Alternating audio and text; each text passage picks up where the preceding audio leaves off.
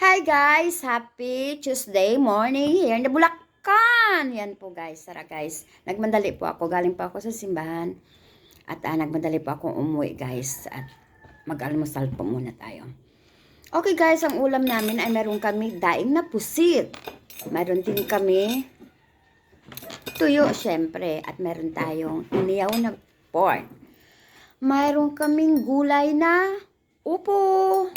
Meron tayong saging dyan, meron tayong suwa dyan, at meron tayong lansones po dyan, at hindi mawawala lagi yung ating grapes. Ayan po guys, tara guys, kain po tayo. Thank you Lord, at thank you Lord. Tara, kain po tayo guys, malinis po yung kamay ko guys ha. At gusto ko magkamay pag ganito po yung ulam, at syempre meron tayong sausawan po sana na suka na may bawang. Kasi yun po yung para sa ating daing na pusit. Ang lutong.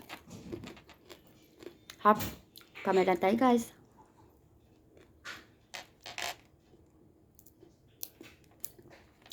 Tikman natin si upo. Sarap. Alam niyo ba guys, favorite ko po yung upo.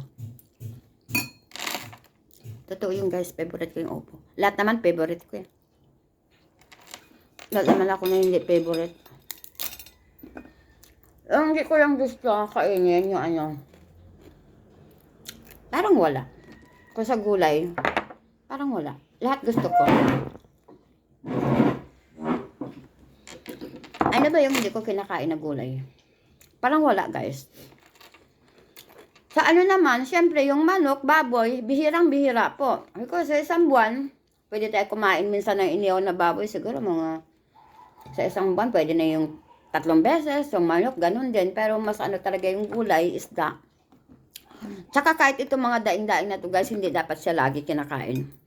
Minsan lang. Kagabi, ano ba yung sinabi ko na minsan na tayo ay, yung donut. Yung donut guys. Bumili kasi ako, hindi naman din kami talaga, bihira lang din naman kami kumakain. Kasi hindi naman maganda din yung donut sa ating kalusugan. Lahat naman kasi hindi maganda sa kalusugan. Kumbaga parang sa alak lang po yan. At sa sigarilyo, hindi maganda epekto sa ating katawan kung patuloy po tayong gumagamit. Pero nasa atin po yung guys. Kumbaga, lahat naman pwedeng kainin. Lahat po hindi bawal. Basta, nasa tama lang po guys, di ba?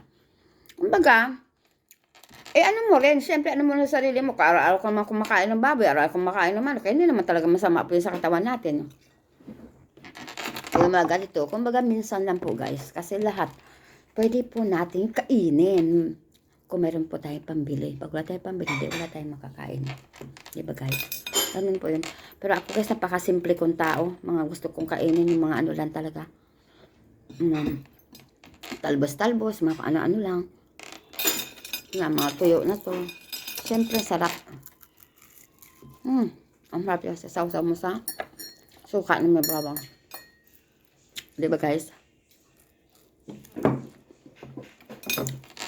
Guys, thank you guys. Thank you po sa nanonood ng aking mga video. Thank you so much.